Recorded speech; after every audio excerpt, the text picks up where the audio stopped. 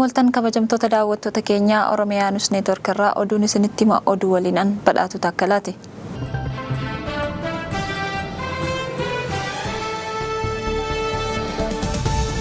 Godina shawaa kaaba Aanaa Darraatti finxaaleyyiin Amaaraa kan Faannoo Jechuun of waaman namoota nagaa sadii ajjesuun dhagahame. Godina shawaa kaaba Aanaa Darraatti haleellaa humnoonni finxaaleyyii Amaaraa Faannoo Jechuun of waaman Adooleessa 17 2024 raawwataniin yoo xiqqaate namoonni nagaa sadii ajjefaman. Addi Standard jiraataa naannoo sanaa maqaa isaa akka hin eeramne gaafatee akka baasetti haleellichi ganda jiruu daadaa jedhamutti hidhattoota Faannootiin kan raawwatame yoo ta'u jiraattonni sadii kan maqaan isaanii Muluu Geetaa umurii waggaa 15, Jooboo Abarraa waggaa 30 fi Abbabuu Tasammaa waggaa 17 jedhaman ajjeefamaniiru.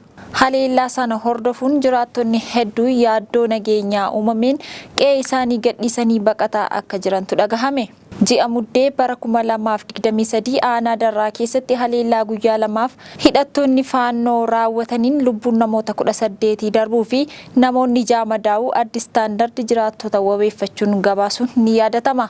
Oduma wal fakkaatuun sababa lola waraana bilisummaa Oromoo fi humnoota mootummaa gidduutti gaggeeffameen lixa Oromiyaa keessatti lubbuun namoota nagaa ajjeefamuun himame. Haaluma kanaan godina Wallagga Lixaa Aanaa Beegii ganda Karmaa Gunfii keessatti Adooleessa 15 2024 ganama naannoo sa'a 3tti humnoonni mootummaa namoota lama kan maqaan isaanii Ramadaan Jibbaa fi Toofiq Damaraa jedhaman qabanii isin waraana bilisummaa Oromoo deeggartu jechuun erga fuudhuun gara mooraa waraana Laaloo jedhamutti geessanii ajjeesanii reeffa isaanii daandii Beegii Qondaalaa jedhamutti gatu Addi Standard gabaaseera. Dhimma kana ilaalchisee gama mootummaatiin hanga oduun kun qophaa'etti wanti jedhame hin jiru. Ministiriin maallaqa Itoophiyaa bulchiinsi magaalaa Finfinnee qarshii gara biiliyoona 30 gahu hatattamaan akka kaffalu ajaje. Baankiin qarshichi akka waan deebi'uu hin dandeenyetti gabaaseera. Bulchiinsi magaalaa Finfinnee manneen jireenyaa waloo ijaaruuf yeroo garaa baankii daldala Itoophiyaarraa qarshii liqeeffatee ture hin kaffallee jedhameera. Bulchiinsi magaalichaa boondii gurguramuu wabii qabsiisuun manneen waloon jireenyaa akaakuu 2080 fi 4060 jiraattota magaalichaaf ijaara jedhee qarshii biiliyoona 29 fi qabxii 8 baankiirraa kan liqeeffatee ture osoo hin deebisiin yoo nagaheera.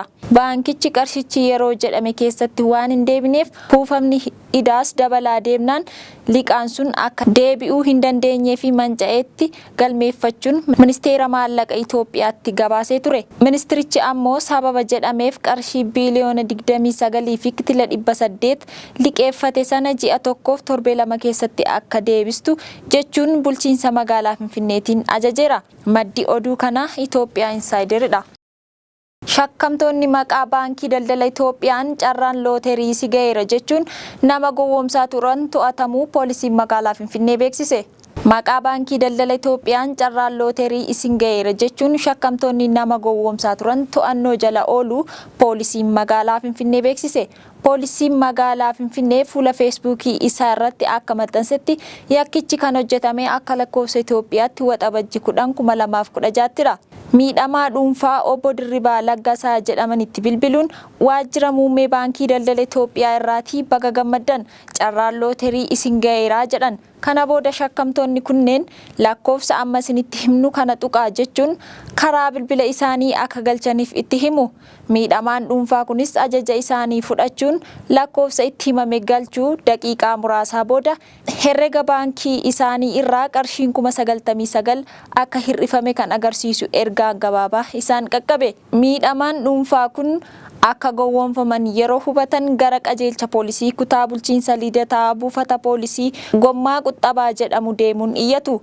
Poolisiin odeeffannoo argatee fi lakkoofsa bilbilaa shakkaman fayyadamuun ittiin bilbilaa ture hordofuun qorannoo isaa jalqabee waxabajji 26 bara 2016 akka lakkoofsa Itoophiyaatti kutaa bulchiinsa lammii kuraa aanaa 8 keessatti nama jalqabaa yookaan shakkamaa miidhamaa dhuunfaaf bilbile to'annoo jala oolche. Poolisiin qorannoo isaa bal'isuun shakkamaan biraa isa waliin ta'uun hojjetus to'annoo jala oolche. Mana murtii irraa ajaja sakatta'insaa manaa baasuun yoo sakatta'u mana jireenyaa shakkamaa keessaa sanadoota sobaa chaappaa waajjiraalee adda addaa qaban 89 herrega baankii adda addaa 19 kaardii ATM 7, waraqaa eenyummaa nama dhuunfaa 5, paaspoortii 6 fi siim kaardii 13 argachuu hime. Baankii irraati kan isinii bilbillu carraan isin qaqqabeera. Badhaasicha isiniif kennuuf jenna sirreeffama tokko hojjechaa jirra jechuun namoonni hedduun akka gowwoomfaman poolisiin eeruun uummanni akka of eeggannoo gochuu qabus dhaameera.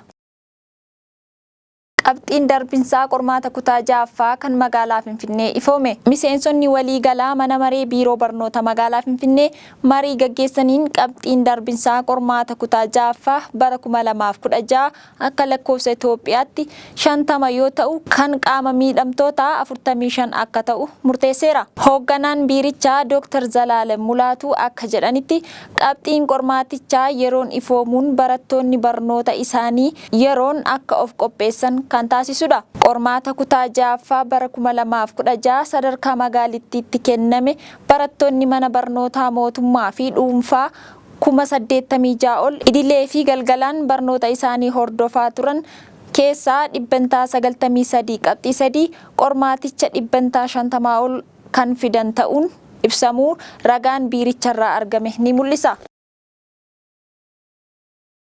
Mootummaan Itoophiyaa lammiilee alaa daandii qilleensaa irratti hiriira mormii bahan hidhee biyyaa baaseera. Lammiileen Ameerikaa 2 fi kan Ingilizii 1 roobii darbe daandiin qilleensa Itoophiyaa bineensa bosonaa qamalee alatti fe'a jechuun mormanii Finfinnee daandii Charchal Godaanaa jedhamu irratti hiriira bahanii ture.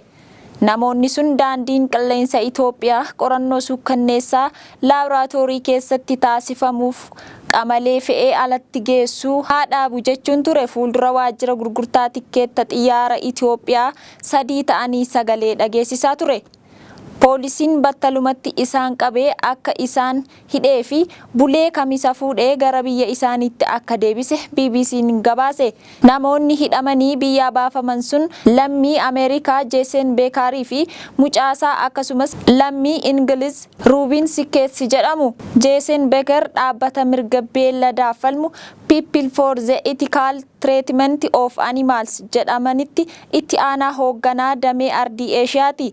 Ruubiin Sikeetsi ammoo dhaabbata Ingilizii Pets Foundation jedhamuuf hoogganaa dadammaqinsaati jedhameera. Daandiin qilleensaa dhimma kanarratti waan deebise hin dhagahamne. Nutis gaafachuuf kan yaalle ammaaf hin milkoofne. Guyyaa biroo yoo arganne kan keessummeessinu ta'a. Daandiin qilleensa Itoophiyaa naannoo Amaaraa fi Tigraay keessatti balali'uu deebisee eegaleera. Xiyyaarri Itoophiyaa naannolee lamaan kana keessaa magaalaa guddaarraa gara magaalaa biraatti balali'uu amma deebi'ee eegaleera. Sababa rakkoo nageenyaan balali'iinsi magaalaa Baardaar irraa gara Walloo Kombolchaa fi Dasee adda citee ture amma deebi'ee eegaluusaa daandiin qilleensichaa beeksiseera. Rakkoo nageenyaa naannicha keessa jiruun warra geejiba lafaa fayyadamuu hin dandeenyee fi humna kaffaluu qabaniif xiyyaarri eegaluun akka filmaataatti warri ilaalan jiru. Haaluma wal fakkaatuun magaalaa Maqalee irraa gara Shireetti waggoota 4f adda citee kan ture xiyyaarri Itoophiyaa deebi'ee imaltoota fe'uu eegaleera. Gara bakkoota jedhaman kanaa hundaatti torbeetti guyyaa 3 kan balali'u. Pirezidaantiin Keeniyaa Wiiliyaam Ruutoon kaabinoota haaraa kan torban darbe namoota hojiirraa ari'an keessaa 6 irra deebi'anii muudaniiru. Pirezidaantiin Keeniyaa Wiiliyaam Ruutoon miseensota kaabinee torbee darbe hojiirra ari'an hedduu mootummaa haaraa komii dargaggootaaf deebii ni kenna jedhan ijaaruuf irra deebi'anii muudaniiru. Kaleessa erga kaabinee isaanii diiganii booda yeroo jalqabaaf haasaa televezyiinii biyyattii irratti taasisaniin Ruutoon namoota 11 muuduu beeksaniiru. Kana malees kaadhimamtoonni biroos yeroo dhiyootti akka muudaman dubbataniiru. Ministeerota 11 inni muude keessaa 6 kaabinee torbee darbe hojiirra ari'an keessa turan. Kaabineen torban darbe jumulaan hojiirra ari'amuun mormii dargaggoonni kaasan laaffisuu ture. Mormii kana hordofee Ruutoon daballii gibiraa doolaara biliyoona 2.7 akka haqu dirqisiiseera. Amma Kiwuter Kinding ministeera biyya keessaa, Adeen Duwiil ministeera ittisaa, Soyipaan Tuuyaa ammoo ministeera naannoo ta'uun irra deebi'anii muude. Akkasumas hojii ministeerota biroo 2 jijjiireera. Mormii walakkeessa baatii waxabajjii eegale kanaan namoonni 40 ol kan du'an yoo ta'u, Ruutoon dhiibbaa liqii guddaa biyyattiin qabdu baasuu fi komii uummanni baasii jireenyaa olaanaa ta'e irraa qaban deebisuun gidduutti akka qabaman taasiseera. Dhiyeenya kana mormitoonni pirezidaantiin Keeniyaa Wiiliyaam Ruutoon aangoo akka gadhiisan gaafachaa kan jiran yoo ta'u, poolisiin biyyattii kana booda lammiileen biyyattii daandiitti bahanii akka mormii hin taasifneef dhorkus manni murtii biyyattii ammoo kun mirga isaaniiti, lammiileen Keeniyaa mirga yaada isaanii bilisaan ibsachuu qabu jechuun poolisiin akka hin dhorkineef ajaja dabarseera. Manni murtee olaanaa mootummoota gamtoomanii Israa'el lafa Filisxeem fudhatte hunda akka deebistuuf ajaje. Manni murtii dhaabbata mootummoota gamtoomanii kan Niizerlaandi keessaa mandheeffate Israa'el seeraan ala lafa Filisxeem fudhataa turtee fi fudhachaa jirtu deebisuu qabdi jechuun murteesse. Manni murtichaa Israa'el daangaa dabartee lafa Filisxeemotaa humnaan qabachuun yakkadha jedhee kaleessa murtii seenaa qabeessa kenneera. Lafa namaa humnaan fudhachuun seeraan aladha kan jedhe manni murtichaa Israa'el lafa Filisxeem weeraraan qabatte hunda isaa gadhiistee akka baatuuf ajajeera. Lafa West Bankiif Yerusaalem bahaarraa seeraan ala nama kan qabsiisaa jirtu dhaabdee kan kanaan dura irraa qabsiistes diigdee bahuu qabdi. Lafa qabataa turtee fi qabachaa jirtu irratti mirga tokkollee hin qabdu erga jedhee booda weerarri West Bankii fi baha Yerusaalem irratti taasistu bakkicha dhaabbataan qabachuuf hawwii qabdurraa madda jechuun ibse. Lafa isaanii waraanaan qabachuurra Filisxeemota hiriirsuurra darbee akka isaan biyya abbaa isaanii hin qabanneef jalaa tursiiseera jedhe manni murtichaa. Egaan kabajamtoota daawwattoota keenyaa oduun har'aaf qabnu kana fakkaata. Turtii gaarii.